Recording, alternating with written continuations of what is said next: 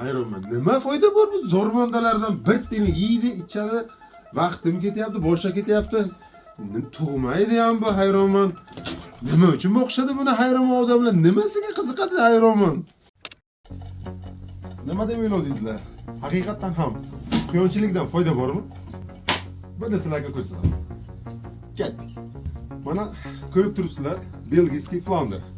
O'zbekistonda bu quyonni kattaligi bilan, ya'ni chiroyli qaddi-qomati bilan, quloqlari va stoykalari, lapalari bilan chiroyli o'zini ushlab turishi bilan hamma quyon ishqibozlari ularga birdek qiziqishadi. Avvalambor assalomu alaykum. Sizlarga bugun quyonchilik haqida bir shidavr ma'lumotlarni yana berib o'tib ketamiz.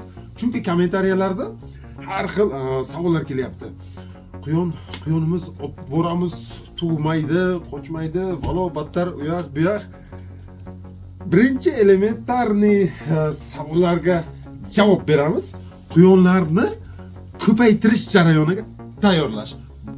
Mana qadrli quyon ishqibozlari ko'rib turibsizlar. Belgiyskiy flander, ya'ni samka degani urg'ochi quyonimiz. Mana ko'p quyon ishqibozlari flander boqishda ozgincha cho'chishadi. Sabab bundan nasl ola olmaymiz yoki bu quyon o'ta kaprizli, bolaga qaramaydi, bola bermaydi, bo'g'oz bo'lmaydi. Sabab ba'zilar ko'p. Yo'q, xato qilishadi. Ozgincha e'tibor berishmaydi yoki ozgincha dangasa insonlar bunaqa zotdor, nasldor, chiroyli quyonni boqolmaydi. Bu quyon mana hozir qochirish jarayonidan oldin bizlar nima qilishimiz kerak? Birinchi navbatda quyonni ichki va tashqi parazitlardan xalos qilish uchun ivermektin ukolini teri ostiga uramiz. Quyon ichki va tashqi parazitlardan xoli bo'lgandan keyin albendazol 2 kun ichiriladi. Albendazol ichki parazitlarni yo'q qiladi. Quyon parazitlardan xoli bo'ldi. Endi nima qilamiz? Endi quyonga qo'shimcha E vitamini, ya'ni E selen vitaminini 3 kun uzoq bilan 4 kun davomida 0,5 gram mushak orasiga ukol qilamiz.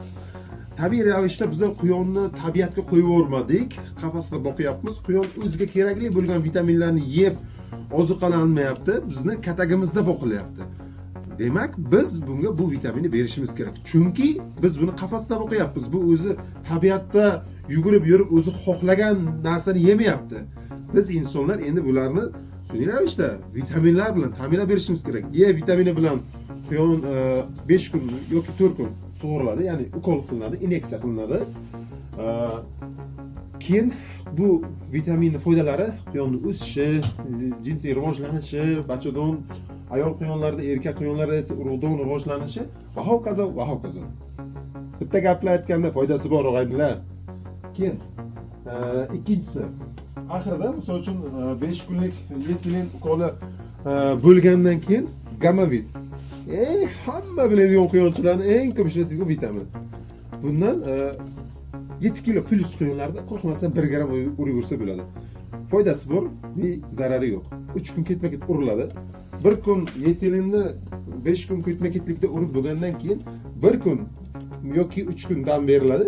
Keyin gamavit uriladi. Gamavit urib bo'lgandan keyin bu vitamin, u hammasi ximikat deb o'ylamaysiz. Bu обычный vitamin bu. Quyon uchun, o'sish uchun kerakli bo'lgan vitaminlar. Toz ignaga o'tkazib tashlab quyon demaysizlar. Обычный vitamin. Buni beramiz. Bo'li quyon qochirishga tayyor. Keyin qarab turgan bo'lsalaringiz, misol uchun kletkalarimizni sariq svet o'tkazganmiz. Qadrli quyon ishqibozlari va shu dahshat ma'lumotlarni beryapman, lekin sariq svet o'tkazganmiz.